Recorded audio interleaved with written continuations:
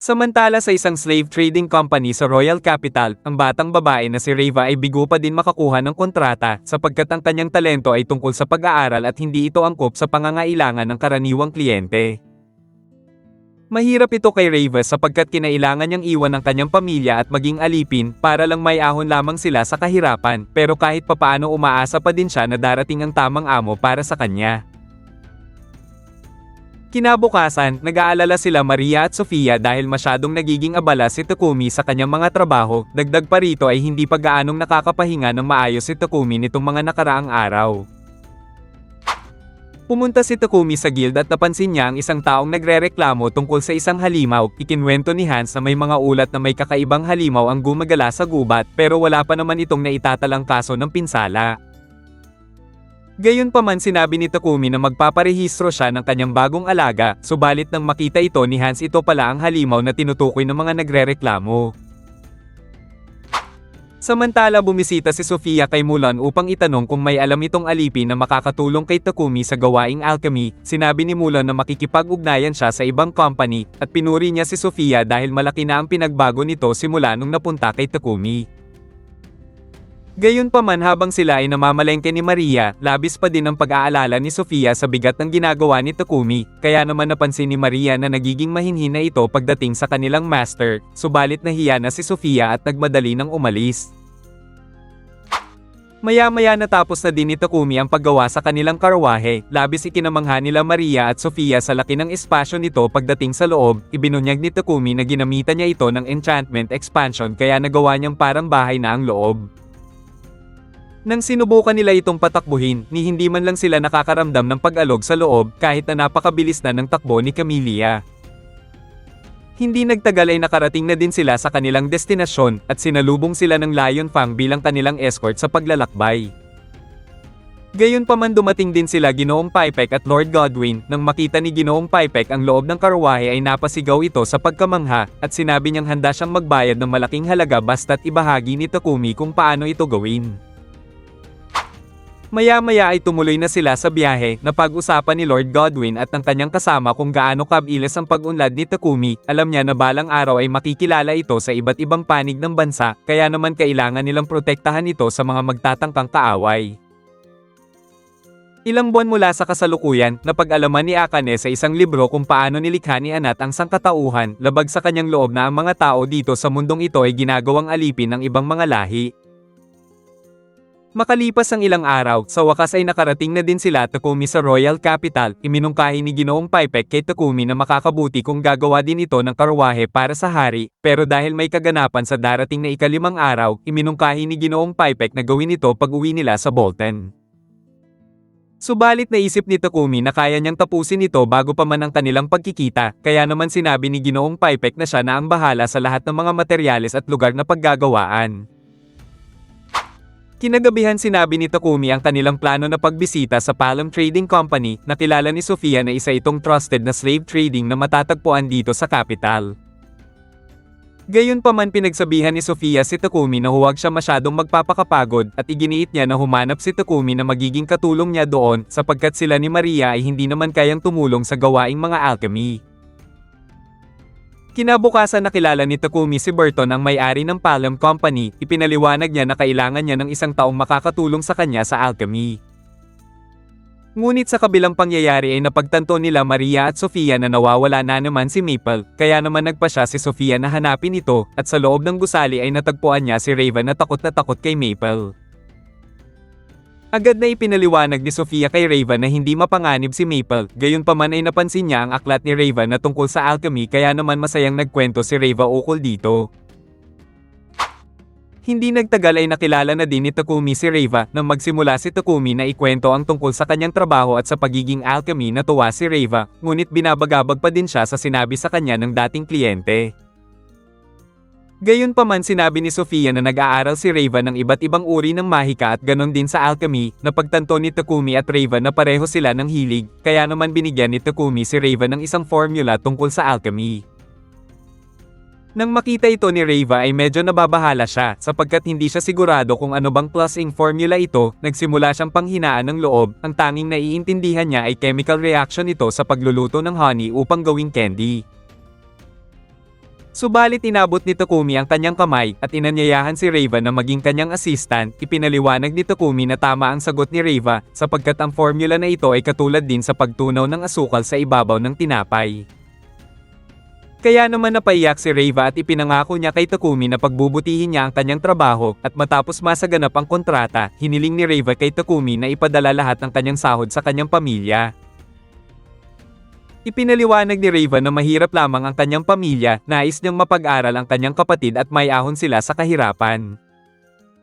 Gayunpaman iminungkahi ni Sofia kay Takumi na tanggapin ang hiling ni Reiva sapagkat nakikita niya na magiging masaya si Reiva sa pangangalaga niya at isang karangalan para sa kanila ang magsilbi kay Takumi.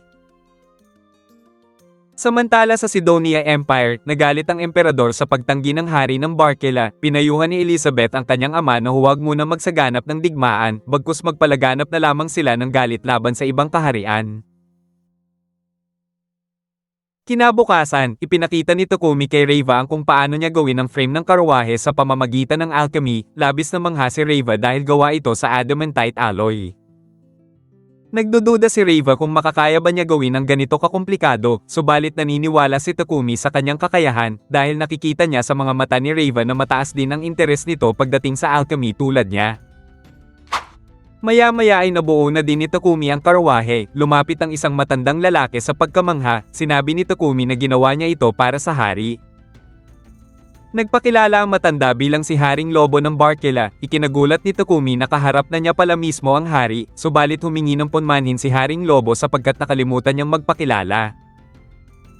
Gayunpaman sinabi niya na gusto niyang personal na magpasalamat kay Takumi sapagkat nilutis nito ang problema nila sa imbornal at kalinisan. Sinabi ni Haring Lobo na nais niyang magsagawa ng pagdiriwang para kay Takumi, subalit maaari itong magdulot ng hindi magandang atensyon mula sa kaharian ng Sidonia, sapagkat trabaho niyang panatilihin ligtas ang kanyang nasasakupan na naunawaan naman ni Takumi. Matapos matanggap nila Takumi ang gantimpala mula kay Haring Lobo, sila ay umuwi na papuntang Bolten. Gayunpaman inutos ni Haring Lobo sa kanyang mga tagasunod na panatilihing lihim ang kanilang pagkikita ni Takumi. Samantala opisyal nang nabili ni Takumi ang mansyon na kanyang nirerentahan, at dahil dito naisip nila Sofia at Maria na hindi na nila kukunin ang kanilang sahod. Paliwanag ni Sofia na naibibigay naman daw ni Takumi ang lahat ng kanilang pangangailangan. Isa pa mas matagal ang buhay ni Sofia kumpara sa kanya kaya handa siyang gugulin ang buhay niya sa pagprotekta sa libingan ni Takumi, habang si Maria naman ay ninais na may libing din balang araw sa tabi niya. Samantala ipinakita kay Elizabeth ang device na ginawa ni Takumi na nagtataglay ng purification. Sinabi ni Elizabeth na isa itong paglapastangan sa dangal ng kanilang simbahan, kaya naman dapat nilang puksain kung sino ang may kagagawan nito. Sa kabilang pangyayari, hiniling ni Reiva kay Takumi na nais din niyang maging adventurer upang mapalakas pa niya ang kanyang mana, kaya naman ipinarehistro siya ni Takumi sa Adventure Guild. Gayunpaman natanong ni Hans kay Takumi kung ano ba ang ipapangalan nito sa kanilang party o grupo. Sinabi ni Takumi na hindi siya interesado dahil hindi naman siya full-time na adventurer.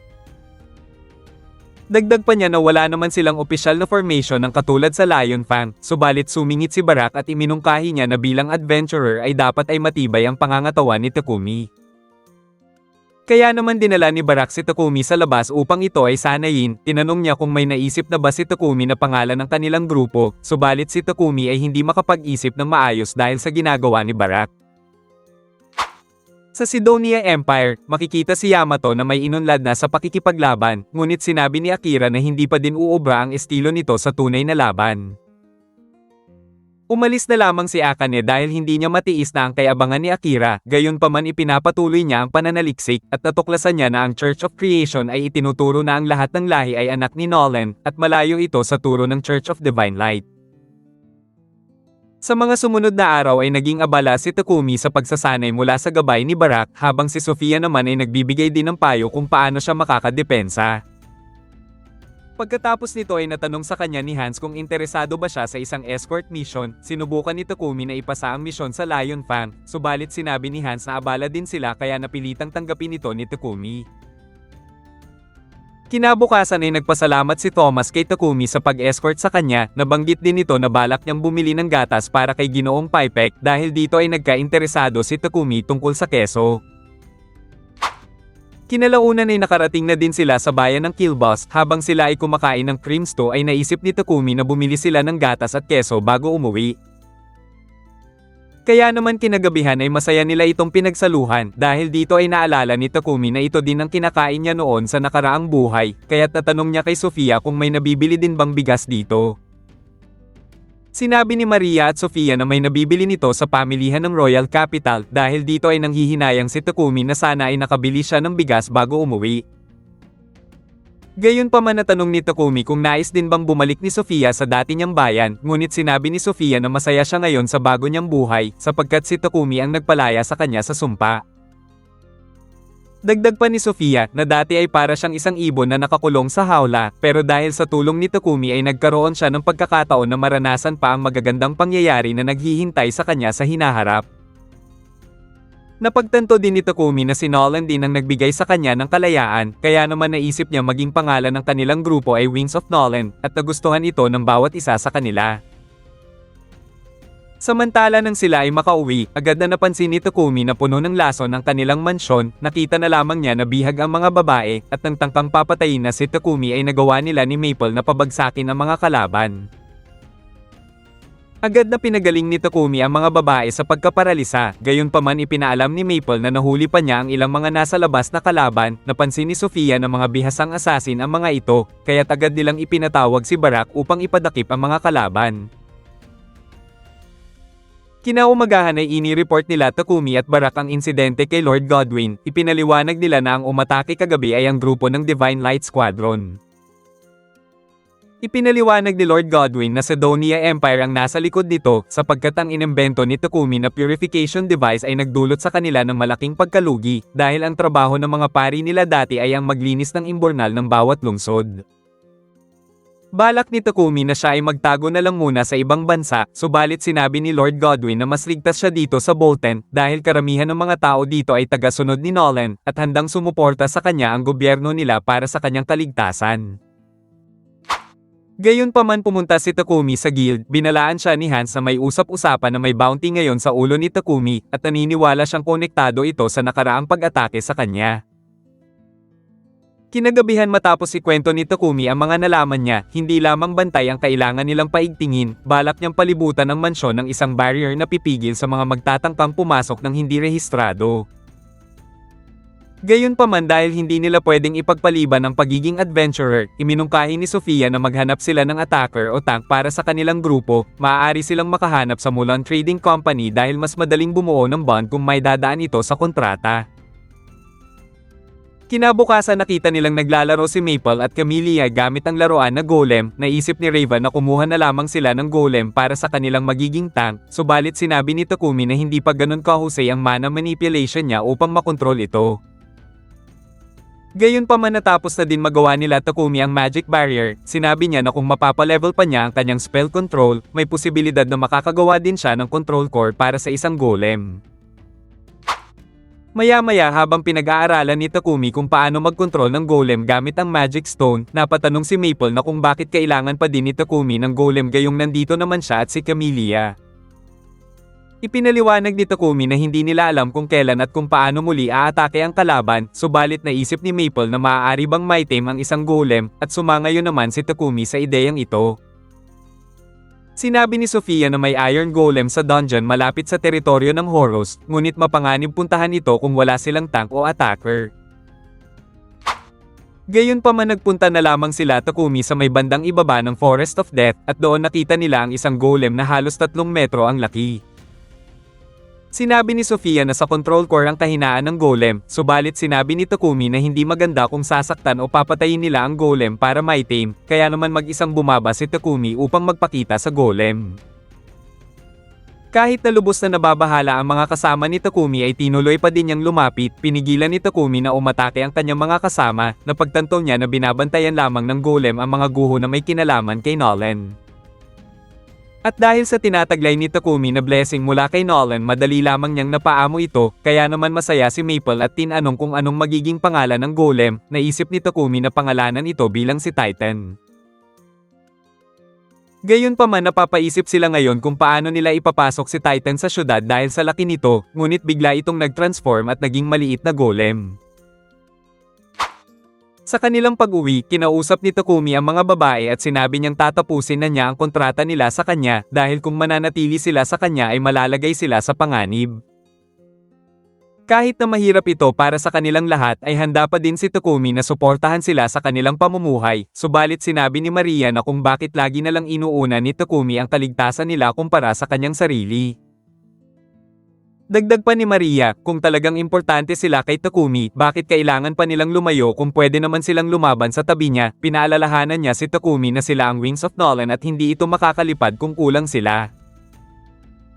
Dahil sa mga narinig ay napagtanto ni Takumi na mali ang kanyang mga sinabi, humingi siya ng tawad dahil naging makasarili siya sa kanyang desisyon, kaya naman binawi niyang tapusin ang kanilang kontrata, at tiniyak na silang lahat ay mananatili sa kanya upang protektahan siya habang buhay.